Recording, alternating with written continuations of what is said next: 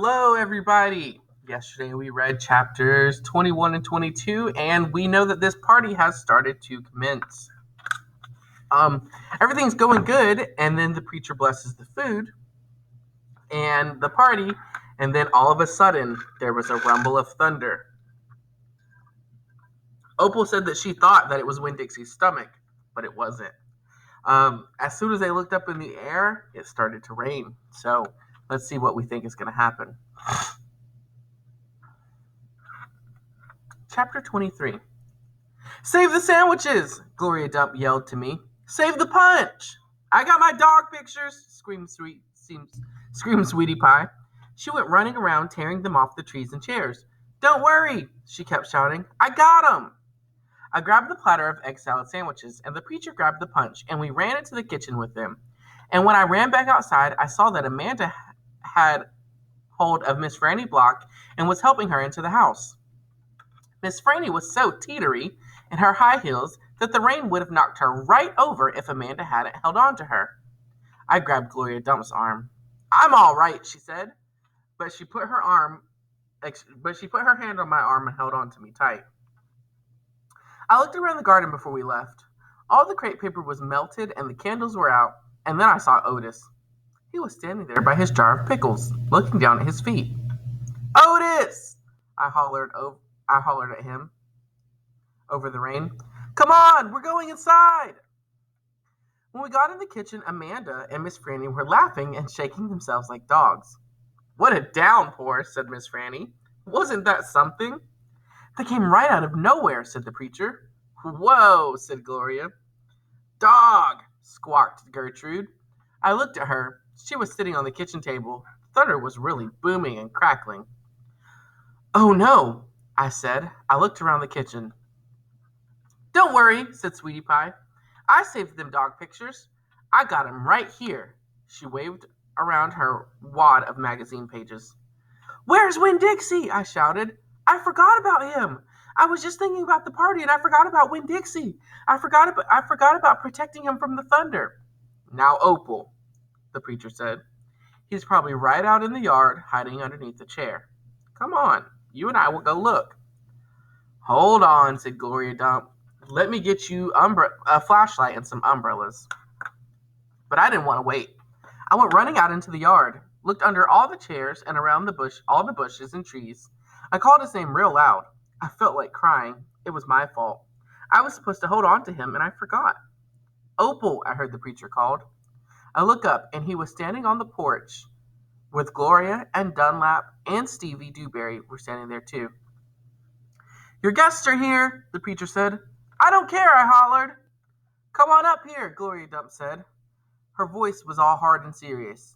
She shone her flashlight out at me. I walked up to the porch, and she handed me the flashlight. Tell these boys hey, she said. Tell them you are glad they came, and that you'll be right back just as soon as you find your dog. Hey, I said. Thank you for coming. I just got to find Winn Dixie, and then I'll be right back.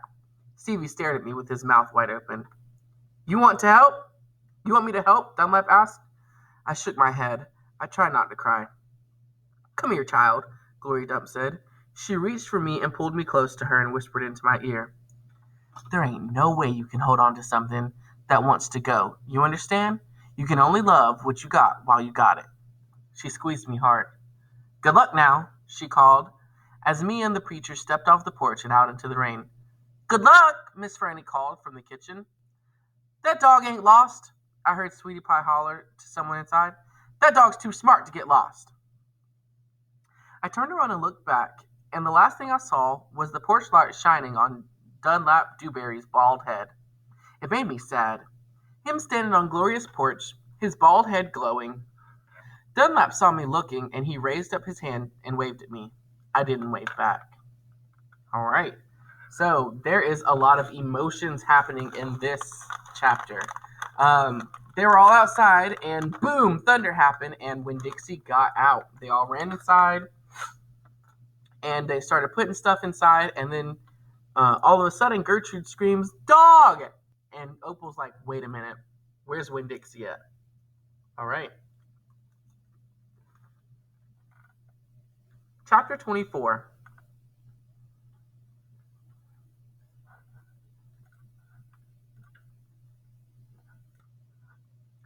Me and Winn-Dixie, me and the preacher started walking and calling Winn-Dixie's name. I was glad it was raining hard because it made it easy to cry. I cried and cried and cried, and the whole time I was calling for Winn-Dixie. Winn-Dixie! I screamed. Winn-Dixie! The preacher shouted, and then he whistled loud and long, but Winn-Dixie didn't show up. We walked all through the town. We walked past the Dewberry's house and the Herman W. Block Memorial Library, and Sweetie Pie's yellow house, and Gertrude's pets. We walked all the way out to Friendly Corners Trailer Park and looked underneath our trailer. We walked all the way out to the Open Arms Baptist Church of Naomi. We walked past the railroad tracks and right on down Highway 50. Cars were rushing past us, and their taillights glowed red, like mean eyes staring at us. Daddy, I said, Daddy, what if he got run over? Opal, the preacher said, we can't worry about what might have happened. All we can do is keep looking. I know Opal must feel awful right now. I don't know if any of you have animals that might have gotten out or anything, but it gets kind of scary. You're not really sure what's happening to them or anything.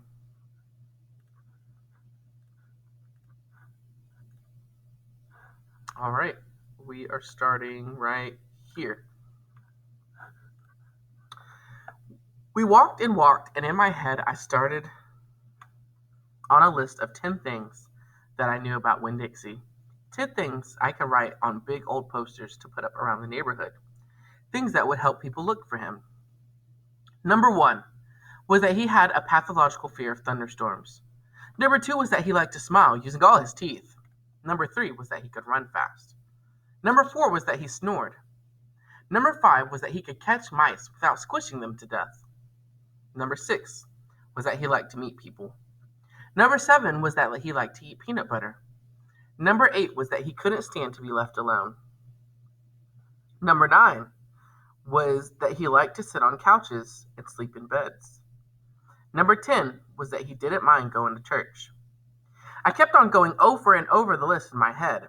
I memorized it the same way I had memorized the list of 10 things about my mama. I memorized it so that if I didn't find him, I would have some part of him to hold on to.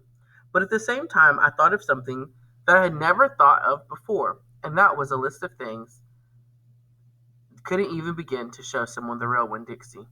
Just like a list of 10 things couldn't ever get me to know my mama. And thinking about that made me cry even more. Me and the preacher looked for a long time, and finally he said we had to quit. But Daddy, I said, Winn-Dixie's out there somewhere. We can't leave him. Opal, the preacher said, we have looked and looked, and there is only so much looking we can do. I can't believe you're going to give up, I told him. India Opal, the preacher said, rubbing his nose. Don't argue with me. I stood and stared at him. The rain had let up some. It was mostly a drizzle now. It's time to head back, the preacher said. No, I told him. You go ahead and go, but I'm going to keep on looking.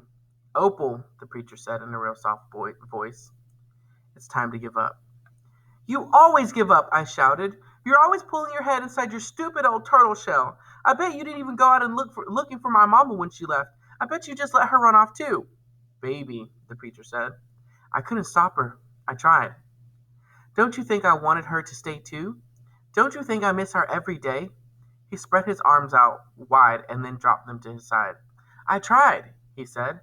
I tried. Then he did something I couldn't believe. He started to cry. The preacher was crying. His shoulders were moving up and down, and he was making sniffly noises. And don't believe that losing Winn-Dixie doesn't upset me as much as it does you, he said. I love that dog. I love him too. Daddy, I said. I went and wrapped my arms around his waist. He was crying so hard he was shaking. It's all right, I told him. It's okay. Shh. I said to him like he was a scared little kid. Everything will be okay. We stood there hugging and rocking back and forth. And after a while, the preacher stopped shaking. And I held on to him, and I finally got the nerve to ask the question wanted to ask. Do you think she's ever going to come back? I whispered. No, said the preacher. No, I do not. I've hoped and prayed and dreamed about it for years, but I don't think she'll ever come back. Gloria says that you can't hold on to anything. You can only love what you've got while you've got it. She is right, the preacher said. Gloria Dump is right. I'm not ready to let Winn Dixie go, I said. I had forgotten about him for a minute, with thinking about my mama. We'll keep looking, said the preacher. The two of us will keep looking for him. But do you know what? I just realized something, India Opal. When I told you your mama took everything with her, I forgot one thing. One very important thing that she left behind. What? I asked. You, he said. Thank God your mama left me you. And he hugged me tighter. I'm glad I've got you too, I told him. And I meant it. I took hold of his hand and we started walking back into town, calling and whistling for Winn Dixie the whole way. All right.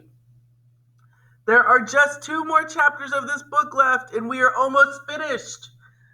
What I want you guys to do is I want you to go and make a prediction about how you think this story is going to end, and then do your assignment.